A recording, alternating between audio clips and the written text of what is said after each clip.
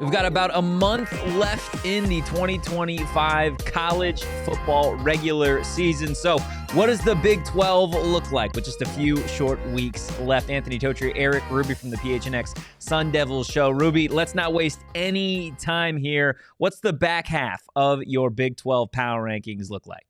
Well, speaking of wasting time, every time this team plays football, it's a waste of time. It's the Oklahoma Jeez. State Cowboys coming in at number 16, a place they're all too familiar with. At 15, I've got the Colorado Buffaloes. Just pathetic performance after pathetic performance after pathetic performance for Dion's Buffs. But if you're a dog, you want to come fix it. At 14, we've got UCF.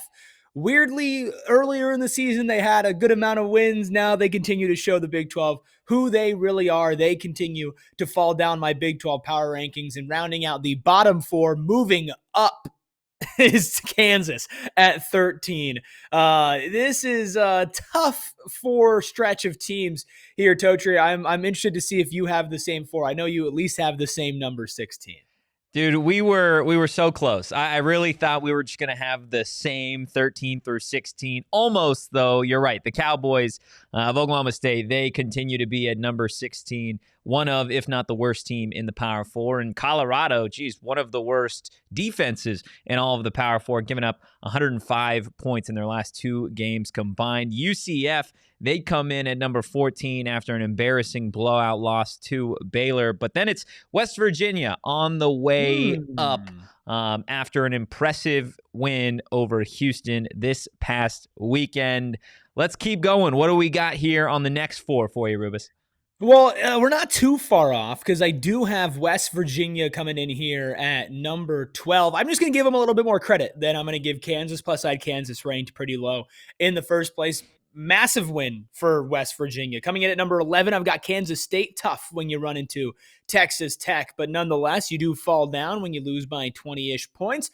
And at number 10, the Iowa State Cyclones, the Big 12 runner-ups from last year, lost to the defending Big 12 champions without their starting quarterback, without their starting wide receiver, without their starting left guard.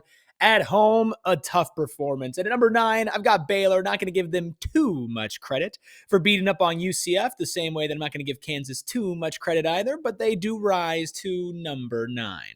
So we've got the same back 8 teams. We just have them in different orders.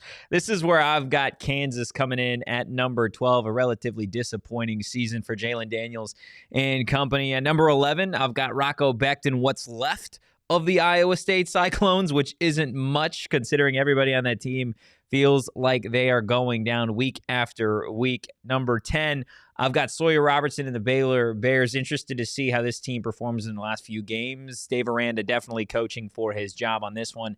And then Kansas State coming in at number 9. I know you had them fall because of that loss. I also had them fall, but I think I just had Kansas State ranked a little bit higher last week. That's why they are not necessarily falling as far as you have them. What do you got here on the next four, the last four, before we really get to the upper echelon of this conference? Yeah, I feel like you and I are on a similar wavelength, but just not fully there, and that's okay. Coming in at 8, I've got the Arizona Wildcats. Yes, an impressive performance. If you look at it statistically, I will bring them up in my power rankings, but beating Colorado is like beating a high school football team at this point. Maybe easier. At number 7, I've got Houston. Big drop off for Houston from me from where I had them earlier, where I believe they're in the top 3. Losing to West Virginia at home is just as embarrassing as beating Arizona State on the road is impressive. Not a good week from the Houston Cougars. At 6, staying the same, I've got TCU. The record is still good for TCU, but I still don't find them as an incredibly impressive football team, but they're good enough. At number 5, I've got Arizona State rising back up after the loss to Houston, beating Iowa State on the road. Jeff Sims with an all-time performance, AP National Player of the Week. Certainly an impressive win for the Sun Devils, but you and I both have Iowa State pretty low, so I'm not going to give them an incredible amount of credit. Plus the 4 teams I have ahead of them, I do believe have just had better seasons than Arizona State statistically and on the field. So I think a 5 spot is pretty fitting for where Arizona State stands now with 3 losses and now going into a bye week.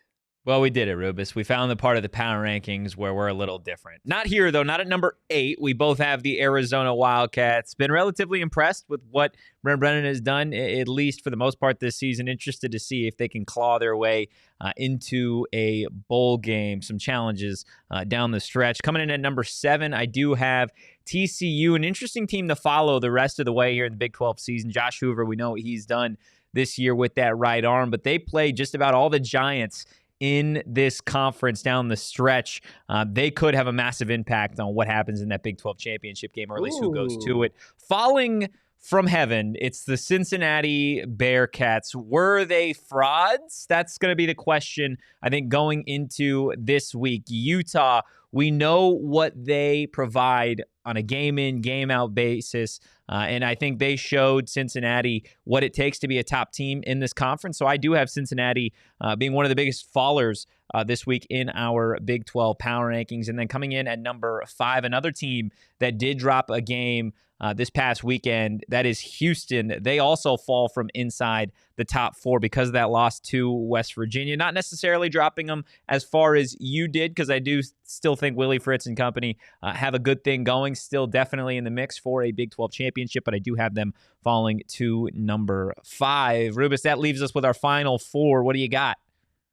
Man, I still I'm a little surprised you have Cincinnati all the way down there at 6. I have them coming in at 4 here. The first Big 12 loss for them on the road against Utah. A tough environment to play in. Certainly they did not play well. I don't know if I'm ready to call them frauds, but certainly looking forward, if they lose again, okay, that's going to be a conversation. They do play BYU as well coming up here soon. Texas Tech, I have rising up to number 3. A good bounce back for Tech so far after losing to ASU a couple of weeks ago, taking down a pesky Kansas State team that hung in there at the beginning of the game. Coming in at number 2, it's none other than the Utah Utes. I'm going to give them a lot of credit for beating Cincinnati. I think Cincinnati is a really good team, and I think Utah is proving themselves to be a very good team, the best win of the weekend for the Utes. And at number 1, a bye week for BYU. They stayed the same, still undefeated in conference. They do have a tough schedule going forward. Will they be able to remain is the biggest question, but that's how I see the top 4 shaking out as of November 4th.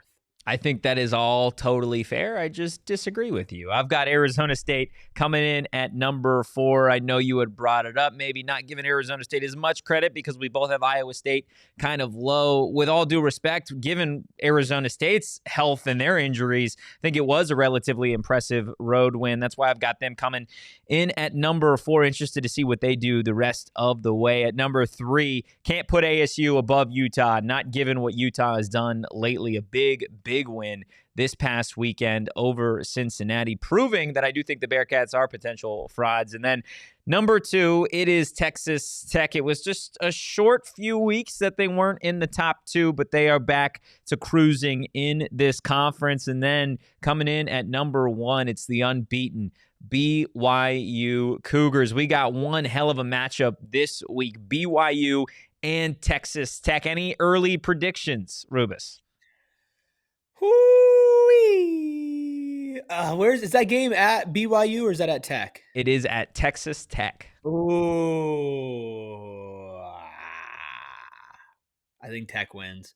Think Tech wins. I'm going to go with Bear Bachmeier. Give me BYU and the Cougs. I think they get it done. Guys, let us know. What do you think of our Big 12 power rankings? Who's too high? Who is too low? And, of course, for all your Arizona State news and notes, make sure you check out the PHNX Sun Devil Show.